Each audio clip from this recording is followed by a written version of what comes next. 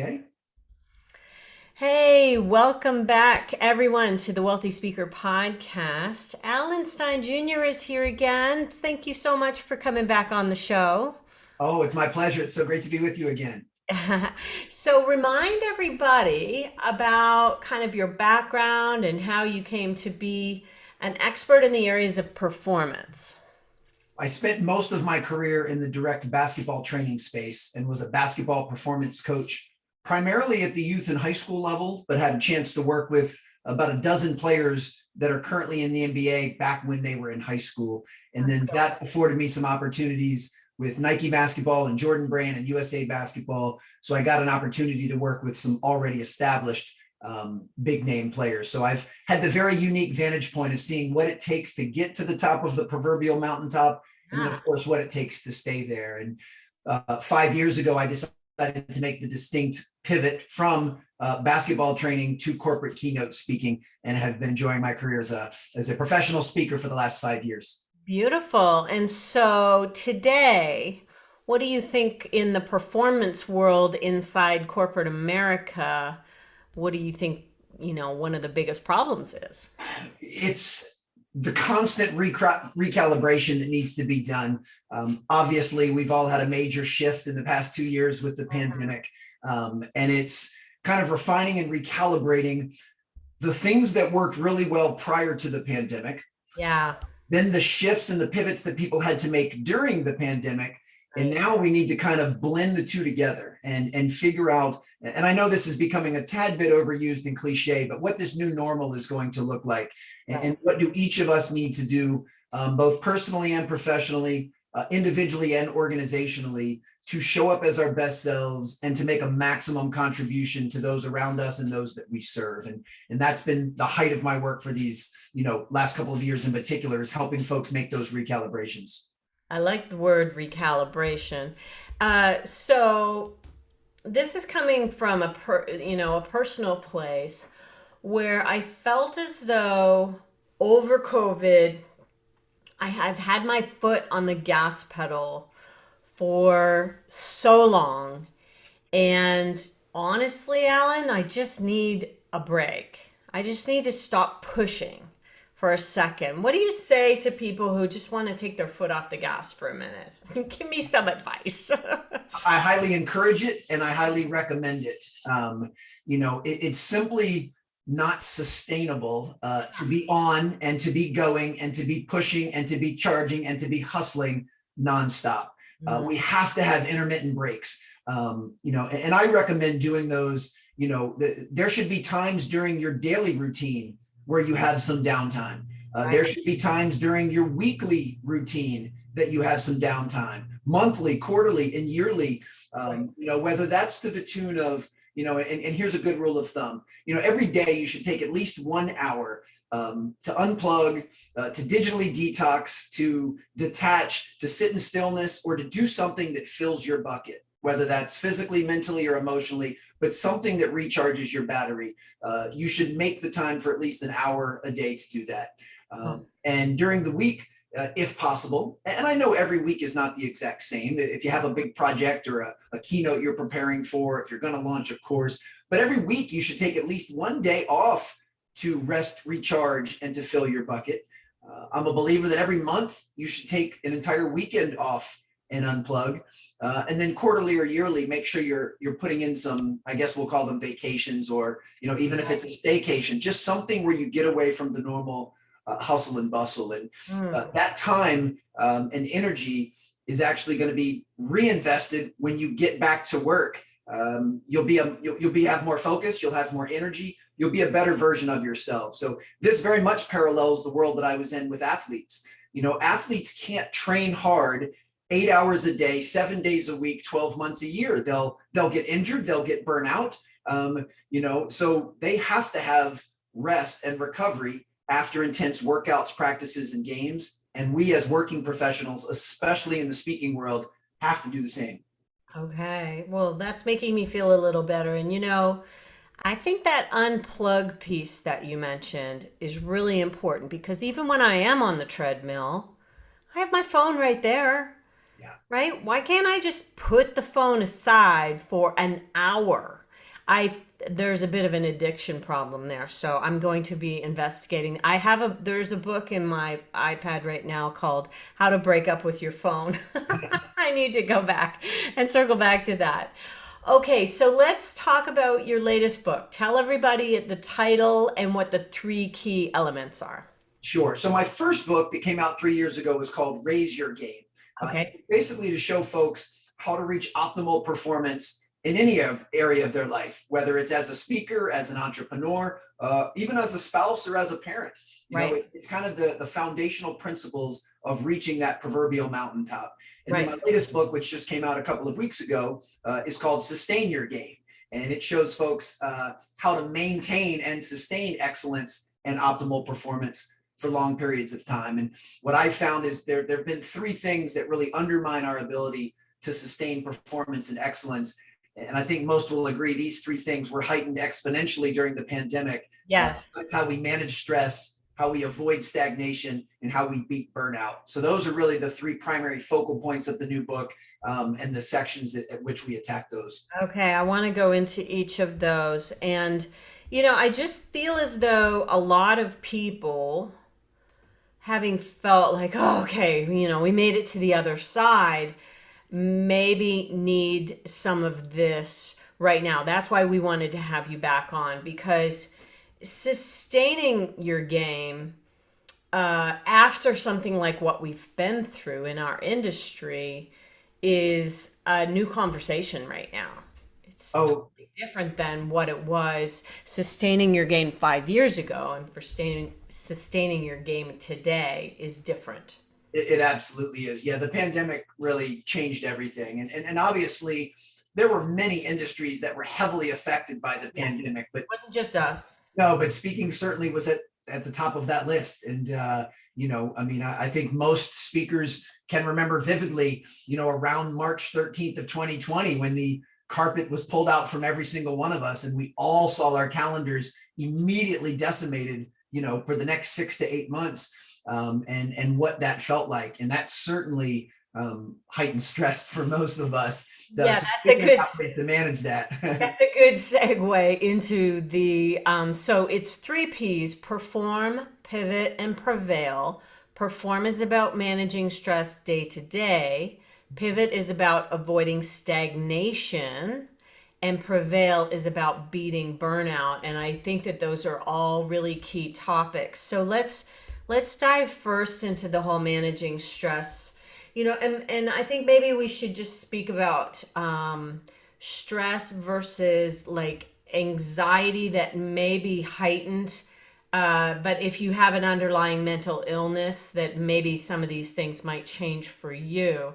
I think personally, my anxiety has evolved really a lot over the last 2 years. How do you define stress versus anxiety? Let's break that apart for a second. Well, first and foremost, it's important for everyone to recognize that both are normal, both are natural, and both are part of the human condition. Thank you. That when you're feeling stressed or overwhelmed, or you're feeling anxious or worried, the best thing you can do is take a deep breath and give yourself some grace and some compassion. And just know that it might not feel good in the moment, but it's okay to not be okay, and that you are definitely not alone. I think the feeling that we're alone or that we're isolated makes all of these things feel, 1,000 times more overwhelming. So just know that it's okay if you're feeling a little overwhelmed, stressed, or anxious. That is part of being a human being. Thank you for that. I think that's a good thing. My husband's home today because we've had a COVID scare. And so, every time you're taking the test, that's up and down. And I know we're not finished with these tests. So, and all these emotions come with it. I haven't had a positive yet, but I feel like it's going to happen. And so I've been learning from other people how emotionally they felt. Some people are cruising right through it without, it was nothing, no big deal. For sure. And one of the most important parts, and I think this is just good advice for all of us on a very macro level, is having the self-awareness and the emotional intelligence to understand our feelings, to recognize our feelings, not try to suppress them or resist them. That's why if you're feeling stressed or you're feeling anxious, don't try to lock that away. Like, understand that can simply flow through you just like all other emotions can. And it's important to recognize and understand, but also try and figure out kind of the source of what's causing the stress and anxiety. And to me, the definition that most resonated was from philosopher Eckhart Tolle, who defines stress as your desire for things in the moment to be different than they are. Uh, And I mean, that certainly resonated with me, especially during the pandemic. So which means the first step to reducing stress is a level of acceptance over the things we have control over and over the things we do not have control over. And clearly, and I say this with a huge smile, the vast majority of things that happened during the pandemic were things outside of our individual control. There was nothing that we could do about it. So we need to do the best that we can, still giving ourselves some grace and compassion, to keep our focus on the things we do have control over, such as our own attitude and our own effort. And when you can learn to simply accept that things happen in the world that we don't control, and you put all of your focus into your response to those things, right. at least through firsthand experience, that's helped me reduce stress dramatically. Yeah. And in the early days, I really noticed some differences between people attitudinally, where some immediately saw opportunity and some immediately saw devastation. Mhm. So, understanding where did you begin and where did you get to during that, I didn't start at opportunity, but I made my way there pretty quickly. For sure. But knowing that my default position is not there, so I think that that's just an interesting thing to notice is, did you see opportunity? I've talked to people who have said, I haven't given a speech in 2.5 years, nor do I have anything on my calendar. So we clearly know which camp that they're in. For sure. Well, I just want to commend you for having the self-awareness to recognize that. And that's ultimately going to be the first step to improving in any area, is awareness. I mean, whether you're on the stage or off the stage, you will never improve something you're unaware of, and you will never fix something you're oblivious to. So the first step is simply to have a self-audit and to recognize this is where I am. And when you find yourself in a lower place, when you find yourself dwelling on the negative instead of looking for the growth or opportunity, once again, don't add guilt and shame on top of that and make it worse. Give yourself permission to feel how you feel in the moment. Yeah. If you need a little bit of time, to kind of settle those feelings, that's fine. But then start to work on ways that you can climb out of that. And I think this is where we have to be very careful not to play the comparison game, not to say, as a speaker, I feel like everything in my world has been decimated, but it looks like all of my speaking colleagues are doing great. That's only going to make things worse on your end. So don't worry about playing the comparison game. It's interesting. I was thinking about the comparison game when I said that my anxiety levels are higher now than they ever used to be before. Sure. And then I look out at everybody who's out traveling and doing business and masks off. And that's not a comfortable place for me to be in. And I wonder if other people who are kind of leaning into the anxiety a little bit more are feeling the same way. Like, I'm not kind of there where you are yet. And so I think maybe just recognizing that I am where I am and they are where they are, and no good thing ever came from comparison, really. Absolutely. And this is also where each of us can lean into empathy and learn to meet others where they are. I've always been a big believer, whether it's in the speaking community or whether it's in your individual team or organization, that when you're struggling, you need to have the courage and the vulnerability to reach out to someone else, to ask for help and to ask for support. And that can be very tough to do, but also recognize that when things are going well, when you're in a groove and you're in a flow, just know that somebody else out there is hurting, somebody else out there is struggling, and that's your chance to extend an olive branch to be of service to them. So regardless of where you fall on the spectrum, whether you're on the end of struggling or you're on the end of in complete flow, just do your best to reach across the fence and add value to someone else. And that's one of my favorite things about the speaking community, you know, the fraternity and sorority that we've created. I've found so many different speakers that have been willing to reach out and to help and to support and to brainstorm and to offer ideas, and certainly know that your work and this show is a big portion of that.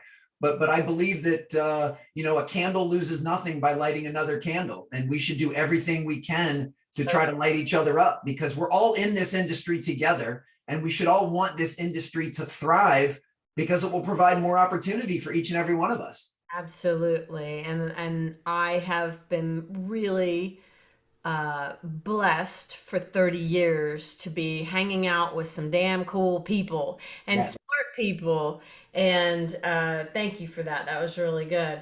Okay, so perform is all about managing your stress on on the short term level. And you did talk about things that we could do each day. Is there anything else we need to cover before we move on to the next one?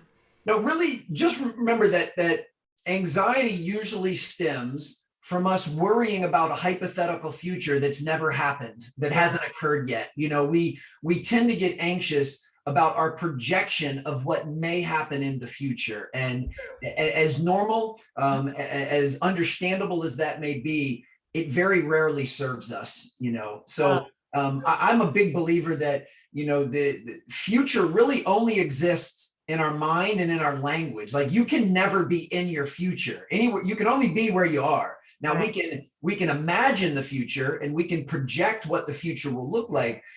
So if the future is going to be hypothetical anyway, why not just assume that the future is going to be bright, that tomorrow is going to be a good day, that this event you have coming up is going to be the best you've ever done. If it's already going to be hypothetical, then you might as well lean towards painting the picture of the future you'd like. And please know that every single thing I'm sharing with you right now is very easy for me to say. None of this is easy Very to do. difficult to do. No, and I'm not coming from a place of mastery. These are all things that, you know, even the stuff in my books, you know, I have an awareness of these things, but I haven't mastered them.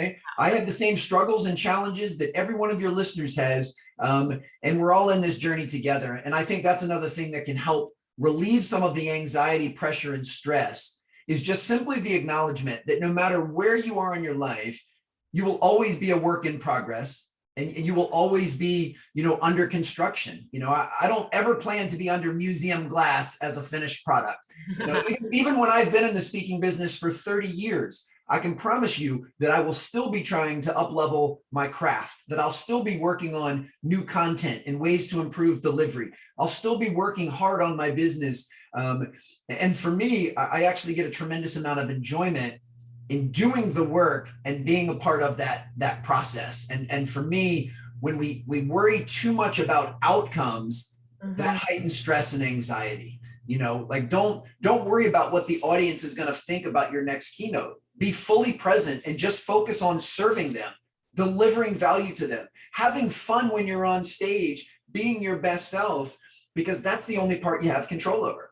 Well, one of the things that does reduce my anxiety about things that I worry about is planning ahead. What will I do if this happens? And there's something to be said for not worrying about and being present for a presentation, but also having a plan. What if the fire alarm goes off? What if somebody's cell phone rings? What if there's a medical emergency in the first row? I think having a plan, so please tell my husband that it's okay to have a plan if something should go wrong, just because then you are prepared for what outcome. Absolutely. I'm so glad that you went in that direction and brought that up. That's incredibly insightful. And I know every word in the English language has a different connotation. It sparks a different emotion for each and every one of us. And I'm a huge believer, especially as a speaker, in making my preparation part of my separation. And everything you just said there are things that I absolutely plan in advance for. But see, I define that different as Okay. worrying or anxious. Yeah, he thinks Yeah. I'm worrying, but really I'm just planning. Yes, and that's the distinction that each of us has to make with our own terminology. Yeah. I am fully prepared that the power could cut out and the AV tech equipment stops working. I'm fully prepared if a fire alarm goes off, or even something nominal like someone in the front row's phone rings.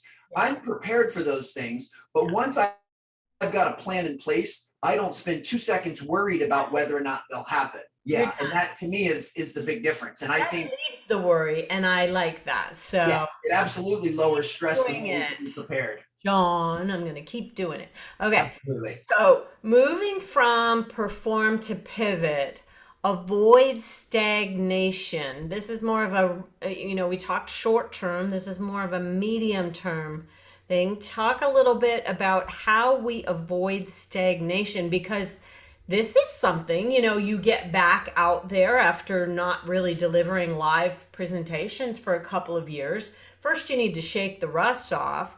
But I think people should probably be doing a little reinvention inside of there so that they get themselves like really whooped up and excited about giving this presentation again. Absolutely. You hit it right on the head. And I think stagnation can be very common within the speaking world. And I know it's something that I've had issue with. I have portions of my keynotes and certain stories that I've told that I've been telling for years now. And I know them so well. If you were to come at 3 a.m. and wake me up from a dead sleep and ask me to tell you one of these stories, I could almost tell you, robotically, I could repeat them word for word. Yeah. So it's very easy when you've had a certain level of success on stage and things are working to kind of put on the mental cruise control and just try to ride that out. And, I'm sure we're all familiar with speakers that have been basically given the same keynote for well over a decade. And while it may still be working for them, it's really hard to sustain the same level of passion and enjoyment and enthusiasm for your work if you're not constantly tinkering and changing. So for me, the two things that I try and do specifically as a speaker to avoid stagnation, one is I change my inputs, what I read, watch, and listen to. I'm a believer that our inputs directly affect our outputs. Okay. And that if you're constantly reading new, exciting, engaging stuff, that's going to affect the way that you perceive the world, what you think, what you put out. And I do this both within the speaking world. I'm always trying to study and watch other speakers, not to try and copy them or not to try and steal their content, just simply to get motivated and inspired by other people that are top of craft. But I also make sure that I step outside of our direct industry. And I study things like hip hop and stand-up comedy. I'm a huge fan of movies and television and watching the cinematography and the way actors can portray characters, and their types of performance. Obviously, I love the athletic world, so I study that as well. But I'm constantly drawing on things outside of the speaking world that I can try to pull into and use as part of speaking. So the first thing I do to make sure I'm never stagnant is I'm constantly changing up what I read, watch, and listen to with my inputs. And then the second thing is I'm constantly trying to shake up the people that I'm spending time with and investing time with. And, if I meet a new speaker at an event we do together and we hit it off, building a relationship or a friendship with that person, making time to connect with them again after the event and maybe have a little brainstorming session or a mastermind session or ask what things have been working well for them. I'm a voracious podcast listener. In addition to your show, I devour other shows that are in the speaking genre, as well as shows that have nothing to do with speaking for that exact same reason. And, I've always been of the belief if I were to listen to one of your episodes and it's 30 or 40 minutes long, and I pick up 1, 2, or 3 valuable nuggets that I can apply to my life, boy, that was an unbelievably great investment in my time. And I certainly find that to be the case. So I make the time to switch up all of the things that I have control over, so that it will prevent me from getting stagnant. And I also surround myself with people that care enough to hold me accountable, that if they think I'm getting complacent, they give me a friendly little elbow to the ribs to let me know. And I really welcome that, and I appreciate that. Yeah, yeah, I love change up your inputs. I love the idea of shaking it up. And I also love the idea of going back to your material.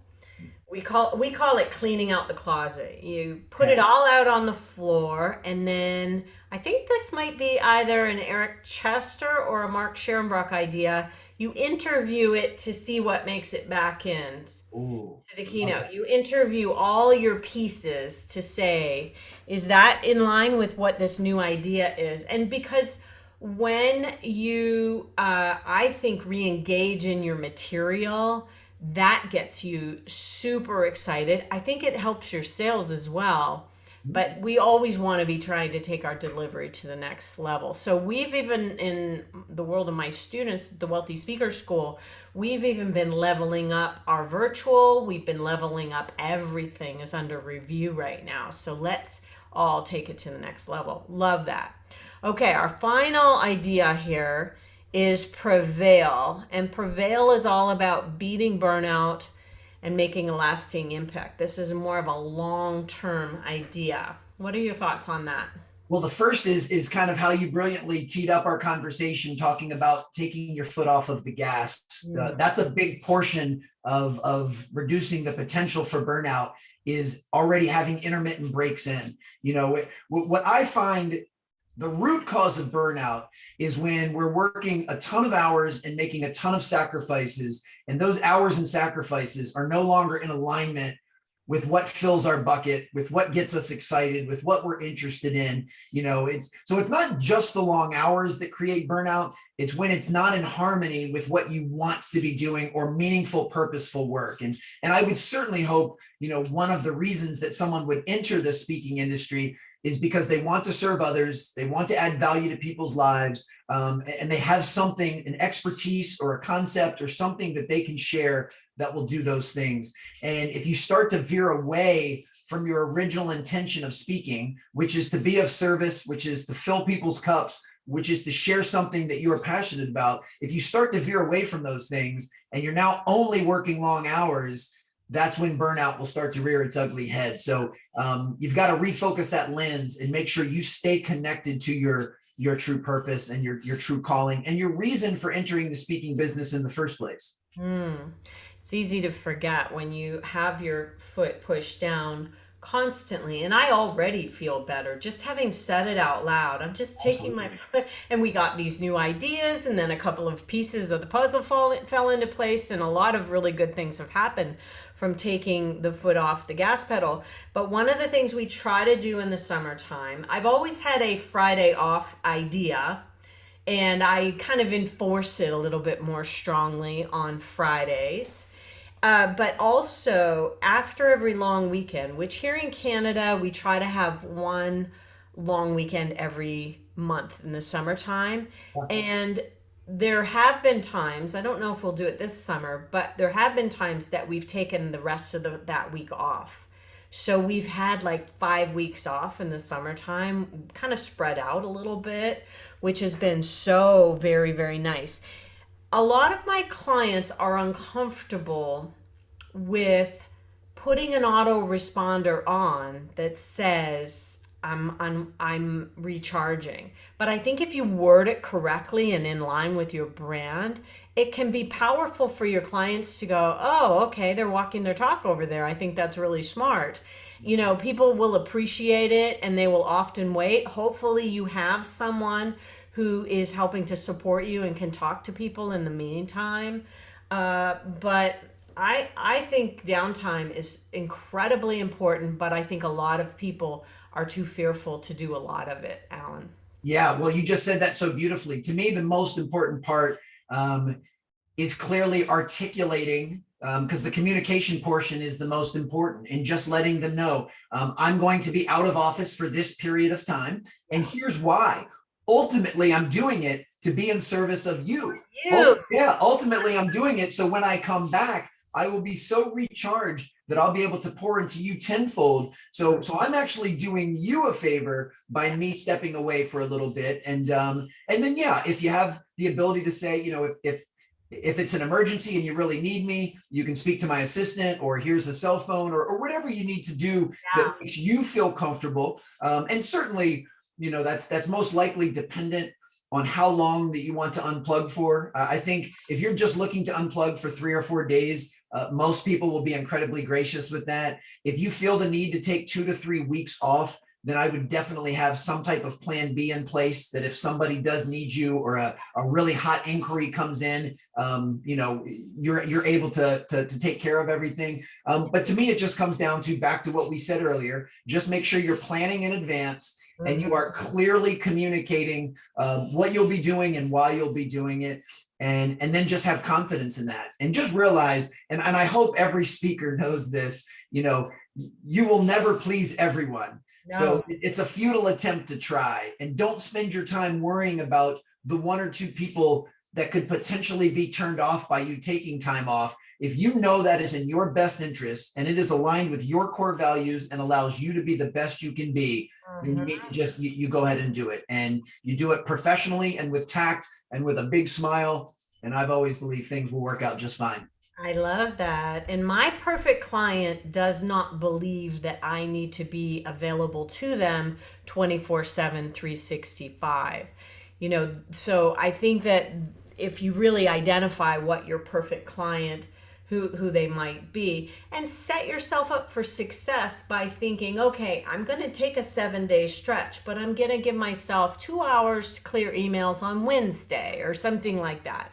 I think that we can be reasonable about this while at the same time really taking care of ourselves, because not turning off your phone ever is not necessarily managing stress very well, wouldn't you say? Oh boy, I think it will heighten it exponentially. I really believe being tethered to screens and electronics is What's the minimum? What do you think the minimum would be?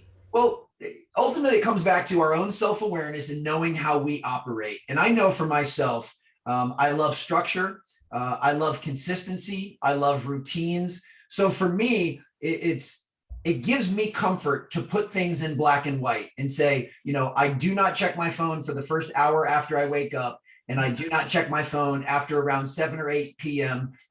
Each night. And that, that gives me comfort, putting up very black and white guardrails. Other people don't have to be as rigid with that. Other people can have a different process, but I've even gone deeper with different systems and processes, as far as turning off certain notifications and deleting certain apps and certain parts of social media off of my phone. Yes. I have rules in my place where, I only work when I'm in my office. When I'm in other parts of my apartment, I might do something casually, like play a word game on my phone or watch a YouTube video, but I try not to do work in other areas. Very similar to Pavlov's dog, I've conditioned myself that when I am in my office, it's time to be productive and get work done. When I am outside of my office, it's time to relax, recharge, and rejuvenate. And again, that works for me. I'm not implying that's a good fit for everybody else, but each person needs to have the awareness to know, what types of systems can I put in place that allow me to be my best self and to feel fully charged and full as consistently as possible. Beautiful, beautiful, beautiful. All right, so let's tell everybody how they can get in touch with you and what the best first step might be. Of course, we want them to buy your new book, Sustain Your Game, which is probably available everywhere, I assume. It sure is. And yeah, folks can easily find me at alansteinjr.com. I have a supplemental site, strongerteam.com. Very easily found on social media at Alan Stein Jr. I love engaging with folks, especially with fellow speakers. So shoot me a DM on Instagram or connect on LinkedIn, or I don't know when this will release, but if it's before and folks are going to be at NSA's Influence in Nashville, I will be there and would love to meet any of your listeners and give folks a high five and talk some shop. Awesome. I think it might be released before then, but I'm not entirely sure. Thank you so much for your time today. This has been fabulous for me, selfishly speaking, and I know that our listeners will really appreciate it. And with that, we're going to say see you soon, Wealthy Speakers. Bye for now, everyone.